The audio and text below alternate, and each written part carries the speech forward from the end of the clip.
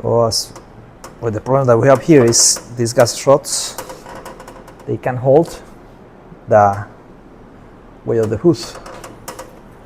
Why? Because we have these huge fog lights on top. So we're gonna replace them for another set of gas strut that's supposed to hold 220 pounds.